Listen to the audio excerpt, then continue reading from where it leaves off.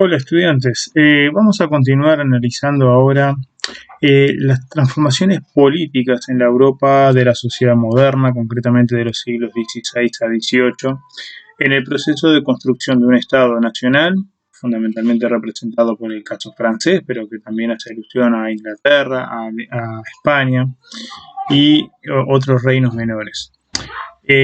Concretamente, este proceso de construcción del Estado Nacional estuvo dado de la mano de una serie de transformaciones económicas y sociales muy interesantes que ya estuvimos trabajando en el tema anterior, pero ahora vamos a centrar en el plano político e ideológico. ¿De qué manera los reyes no solo lograron la concentración del poder, sino también cómo lo justificaron?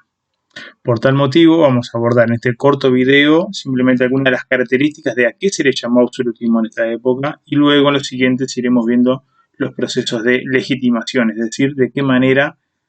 las autoridades reales lograron convencer de alguna manera a las sociedades en las que vivían de que el rey debería ser la única y la máxima autoridad del reino.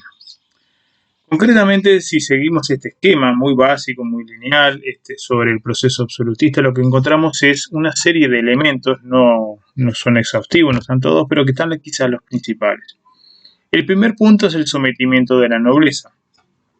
Es decir, el gran desafío al poder del rey es el poder de los nobles. Para eso existe toda una serie de mecanismos que desarrollan y cuya figura principal es quien vimos aquí en imagen, Luis XIV, quien logró llevarlo a niveles que otros reyes no pudieron. Entre otras cosas, construyendo un complejo palaciego, el Palacio de Versalles, para crear su corte y poder desarrollar allí una política centralizada. Más allá de las intenciones políticas del rey, sin duda también estamos ante un proceso de debilitamiento de esta nobleza, pero por más débil que sea, era necesario domesticarla y controlarla. Como vimos ya en en el tema anterior,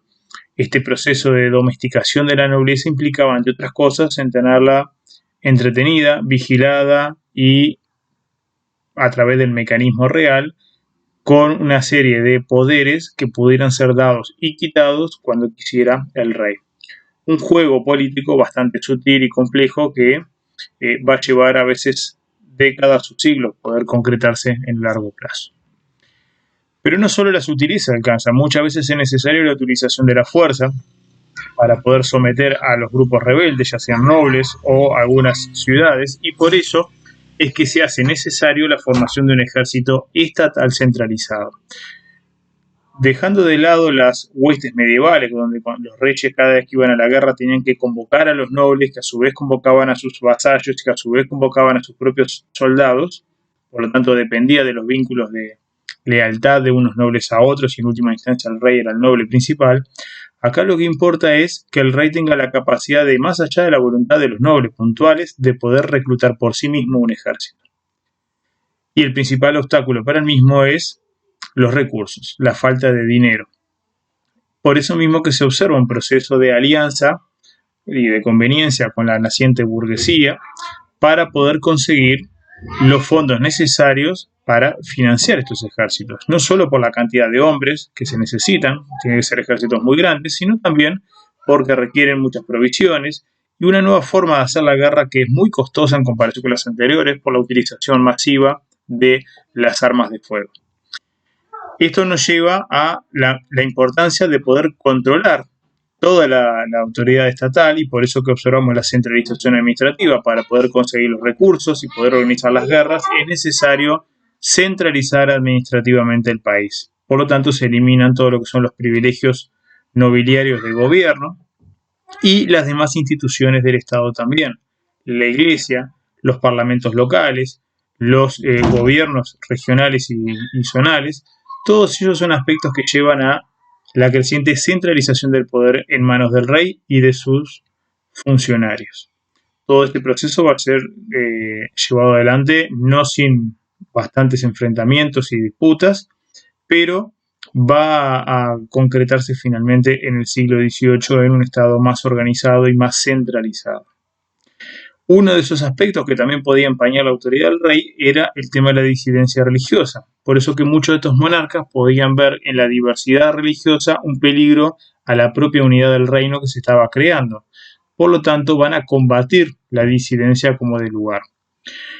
Tanto en la Inglaterra del siglo XVI de Enrique VIII, que va a combatir el catolicismo, pero también a otros grupos protestantes como los puritanos, y lo va a continuar su hija Isabel, como en la España católica, que combate a todos los protestantes, y la Francia de Luis XIV en el siglo XVII, que termina revocando el famoso edicto de Nantes, que le daba tolerancia religiosa a los protestantes y los expulsa del reino.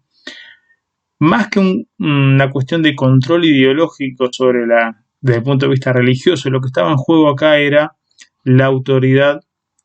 que pudiera ejercer el rey sobre comunidades que se gobernaban a sí mismos o que podían llegar a desafiar la autoridad del monarca. O sea,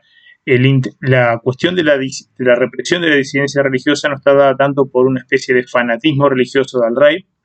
que podía hacerlo en algún caso, sino que su motivación principal iba en torno a la uniformización del Estado, de las instituciones y por lo tanto también de la religión, que jugaba un rol fundamental en esta época. Finalmente, para construir una mayor legitimidad del rey, se crea toda una serie de figuras simbólicas en torno a la imagen del rey, por eso que vemos allí el concepto de la sacralización y exaltación en el arte y en la propaganda. Pinturas, libros, obras musicales, todas tienden a ensalzar las virtudes del monarca y de vincularlo principalmente con un ser divino, un ser distanciado del resto de los mortales, más próximo a Dios que al resto de los hombres y por lo tanto intocable e incuestionable. Estas serían algunas de las principales características del absolutismo en las cuales nos vamos a meter y a partir de la cual vamos a analizar distintas miradas de autores de la época, en particular Maquiavelo, Hobbes y Bossuet, quienes desde perspectivas distintas van a terminar justificando y argumentando el porqué de la necesidad de la construcción de un poder único en cada estado, de la uniformidad, de la unificación y de la homogeneidad en estas naciones, tanto para el caso de Italia, de Francia y de Inglaterra.